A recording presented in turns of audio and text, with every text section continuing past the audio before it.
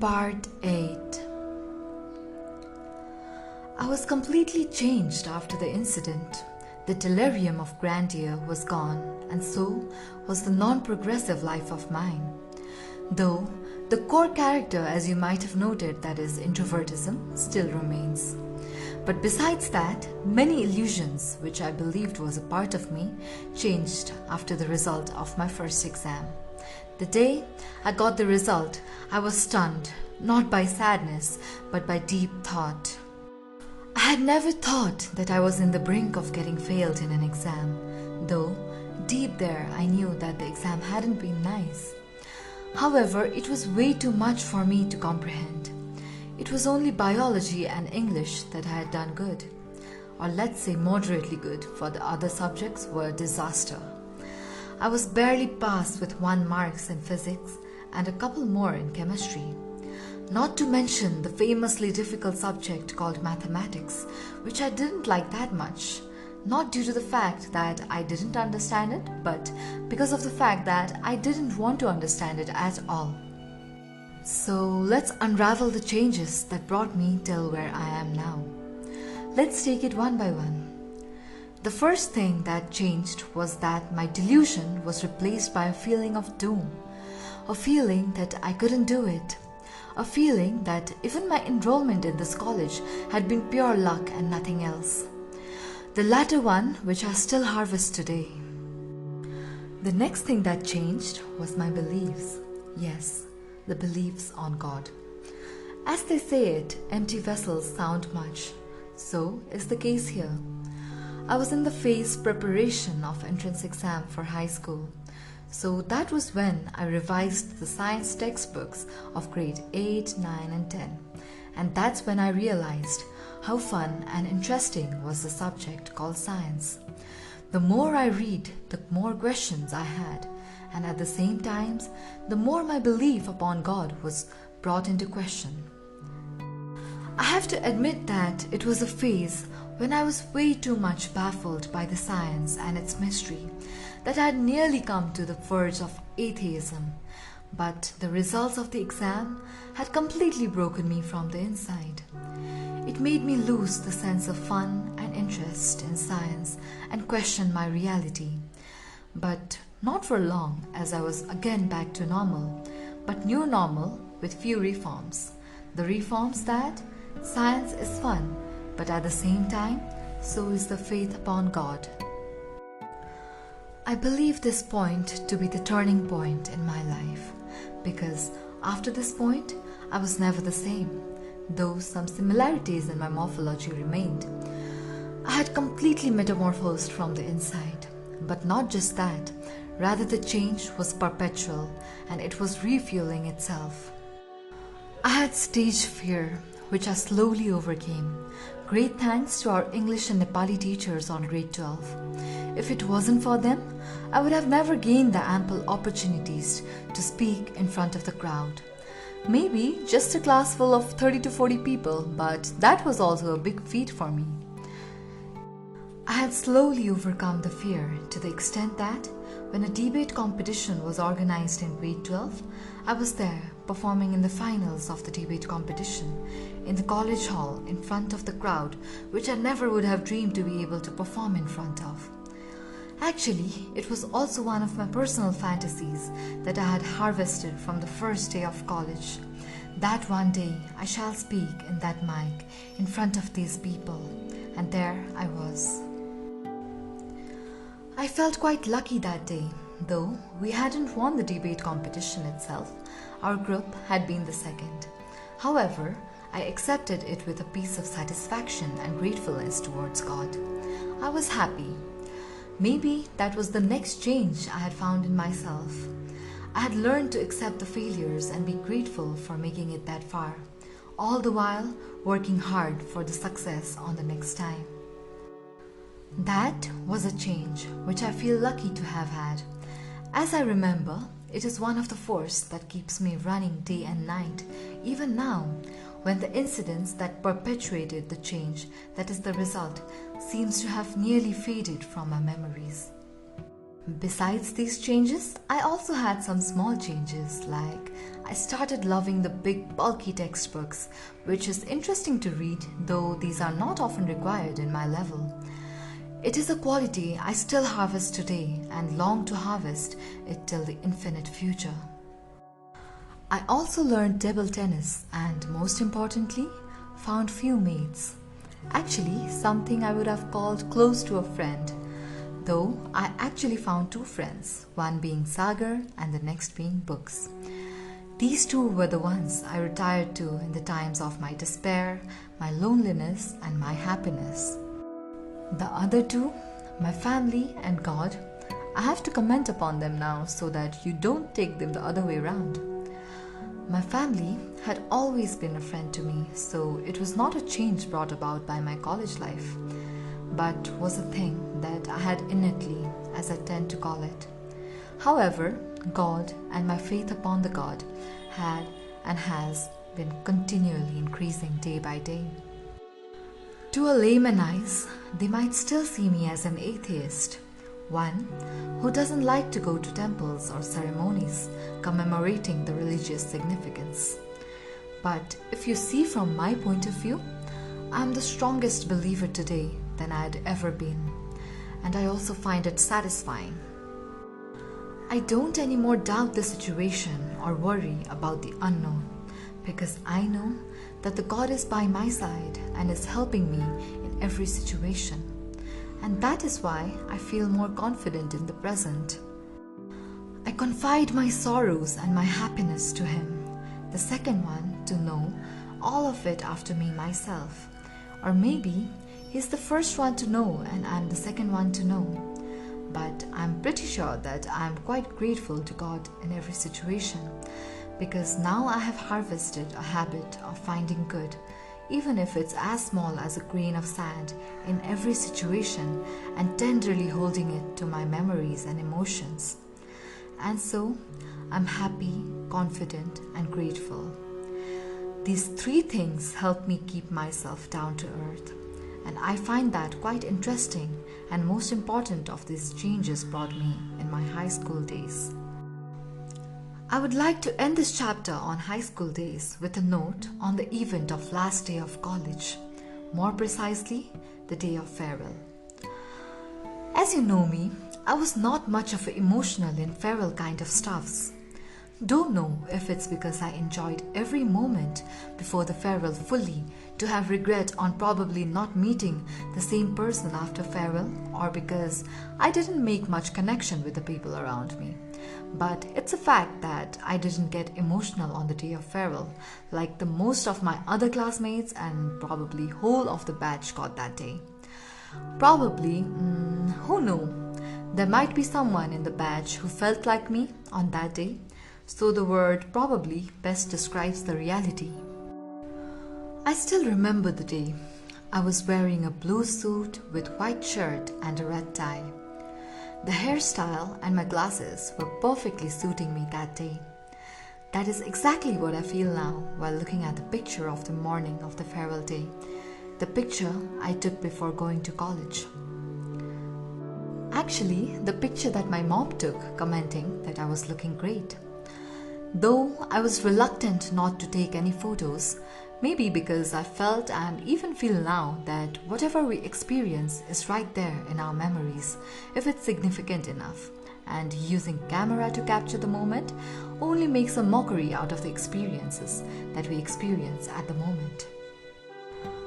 I think that I still feel that way because if you look closely into my phones or laptops, you'll rarely find a picture of me or any memories related to me. And that makes no sense to anyone around me, not even my 3 friends that I have. About God, I don't know how he or she feels. Yes, he or she, because I still don't know whether God is he or she. And I don't think that it matters, does it? Because ultimately, God is God, no matter whether it's male or a female or hermaphrodite.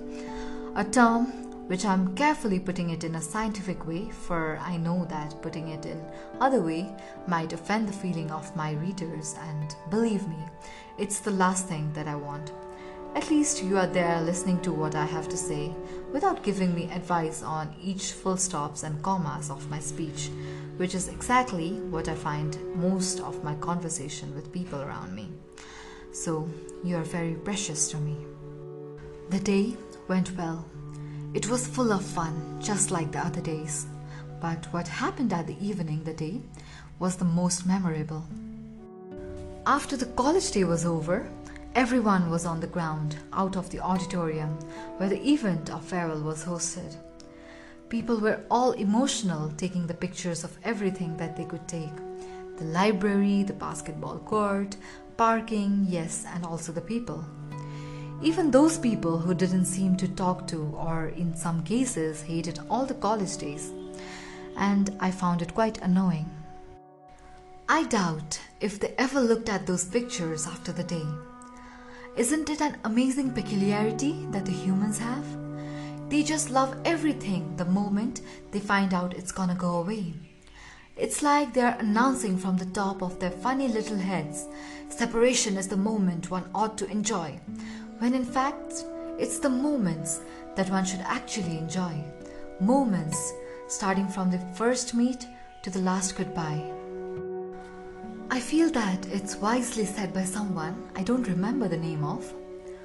Dying people are the most loved and adored people in every situation, just as are the fading things, irrespective of the culture, religion, climate, or beliefs that the people harbor. It's actually an insult, you see. It's like saying, "You don't get my love until you die, so just die, you bastard, so that I could adore you and cry over your lifeless grave like you were my life, my sole source of happiness. But don't get much happy, alright? Because both you and I know that it's all fake. So just act. Act like the world. Act like everyone. And most importantly, act like a human." Actually, that was a harsh metaphor. But that's the harsh truth. And I don't find it just to fall into that trap. But what I find the most touching of this metaphor is act like a human. You see, humans are the best actors in this whole living world. Even if you believe yourself to be a worst actor, you might want to remember getting into a situation when you see others falling and want to laugh, but are afraid to do so, thinking what people around you might say, what the falling person might say. So you make a sad face till others see you, but inside you are laughing your soul out. You like watching others in trouble like everyone else, but act as if you don't, due to the fear of others, which everyone does. So you're in a state of cold war between what you feel and what you must express, a war that is won only through acting, and hence the term act like a human. I tend to enjoy every moment with everyone in my own ways, which I can assure you wouldn't change much by the fact that you're gonna die. Thus, with a lot of effort, I planned and enacted my escape out of the college without getting caught upon the frames of anyone's camera, but only on the frames of their memories, where I was definitely caught fresh and alive every time they must have thought about me. I just reached home when I met my mom. She asked me how the day was. I replied hastily, "Great," and tried to move away, because I knew that I couldn't hide anything from her, at least not till now. But just as I raised my leg to move, she caught the sense of secret and asked me once again, "Haven't you got any plans with a friend today?" And there was I, stranded and sure to fall to the question. I knew there was no benefit in hiding the matter any further, because I knew I would reveal the truth, if not now, then in another moment or so. Thus, I replied with a sense of tiredness, "Our classmates are going to a farewell party at the restaurant just 5 minutes from here." She gave me another glance, and I just knew what it meant.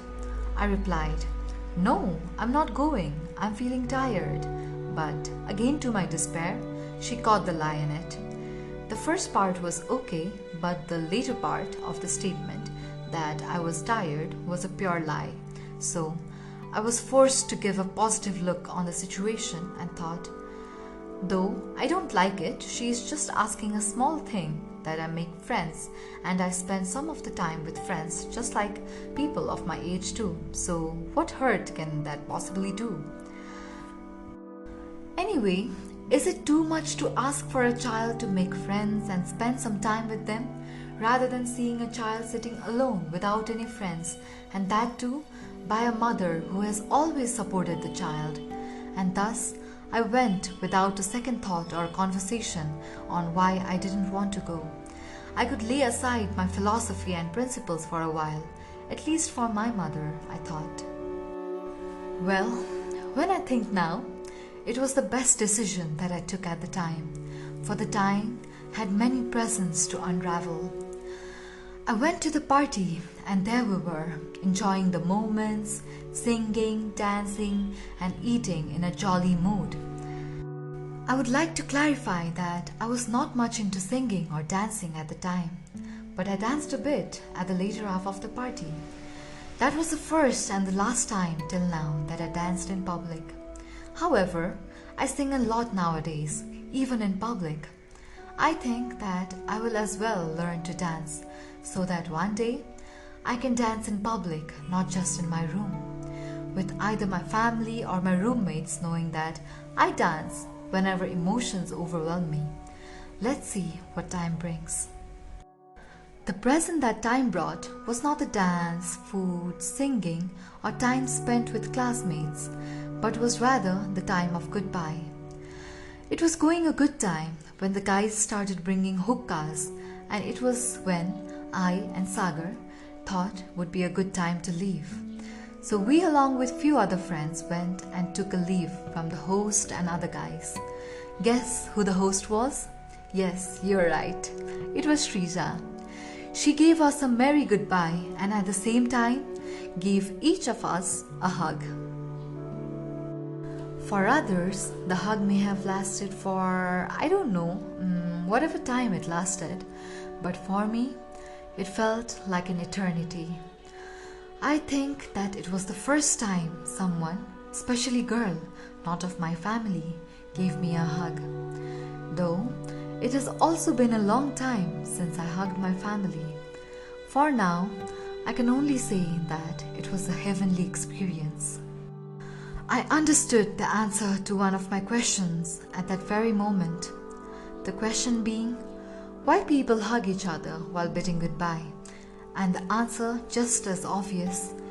It just gives them that connection which revives them all the memories of the past, just as I felt at the moment. I saw the times I spent with her playing in front of me, just like a film roll that displays each and every shot of the roll with an emotion, an eerie but hearty emotion, I guess. For me, that moment of connection was just great, and maybe also the moment when I realized a lot of things about me.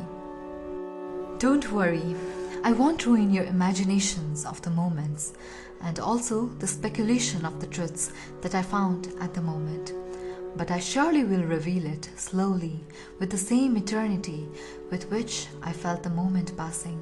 So till then, a farewell to you, till we meet in the next chapter with some more fun and imagination.